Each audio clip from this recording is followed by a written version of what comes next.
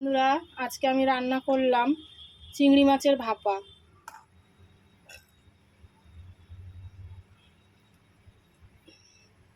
চলো রান্নাটা কিভাবে করলাম তোমরা দেখো। প্রথমে আমি চিংড়ি মাছগুলো কেটে বেছে পিঠের থেকে এই ময়লাগুলো সব বের করে নিয়েছি, ধুয়ে নিয়েছি। এবার আমি পুরো রান্নাটা করব।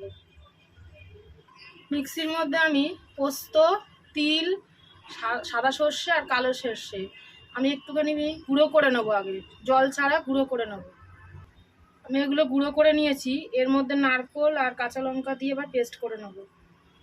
নারকোল দিয়েছি আর 7খানা কাঁচা লঙ্কা দিয়েছি, দিয়ে আমি একটা এখন জল দিয়ে পেস্ট করে নেব। পুরো পেস্ট করে নিয়েছি। দেখো বন্ধুরা, নারকোল কাঁচা লঙ্কা দিয়ে সাদা সর্ষে, কালো সর্ষে, সাদা তিল আর পোস্ত সব একসঙ্গে আমি পেস্ট করে নিয়েছি।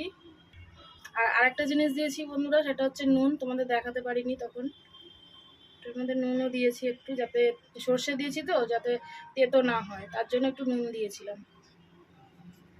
এবার আমি এই পেস্টটা, এই নারকোলের পেস্টটা, নারকোল সর্ষের পেস্টটা আমি এখন চিংড়ি মাছের সঙ্গে মাখিয়ে নেব। সর্ষে যখন বেটেছিলাম তখন লবণ দিয়েছিলাম অল্প, তা আমি অল্প লবণই দেবো একটু হলুদ দেবো, একটু সর্ষের তেল। এবার মাছগুলো আমি ভালো করে মাখিয়ে নেব।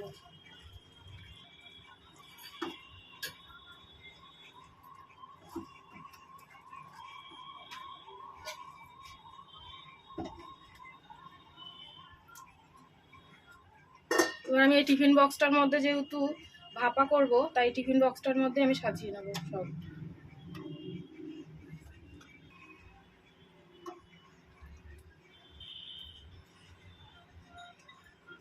ছটা কাঁচা লঙ্কা আমি এখানে সাজিয়ে দেবো,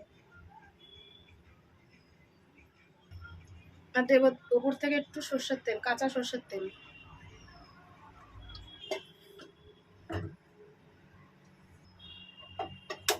গ্যাসটা জ্বালিয়ে দিলাম, ঢাকা দিয়ে দিলাম।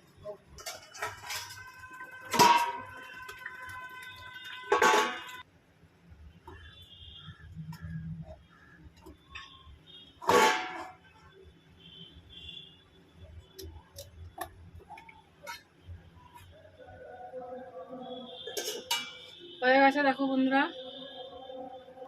তেলগুলো সব ওপরে চলে এসছে।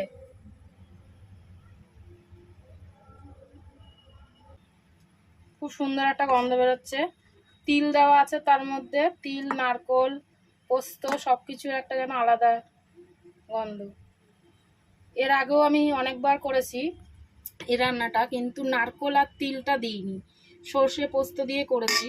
তা আজকে আমি নারকোল আর তিলটা দিয়ে বানালাম। তোমরা বাড়িতে বানিয়ে দেখো, খুব সুন্দর হয়। আর অবশ্যই কমেন্ট করে জানিও কেমন হয়েছে। এটার মধ্যে আমি অল্প সর্ষের তেল ছড়িয়ে দেবো, কাঁচা সর্ষের তেল। রাখছি বন্ধুরা, আমার রান্নাটা কমপ্লিট। তোমরা বাড়িতে বানিয়ে করে খেয়ে অবশ্যই কমেন্টে জানিও কেমন হয়েছে।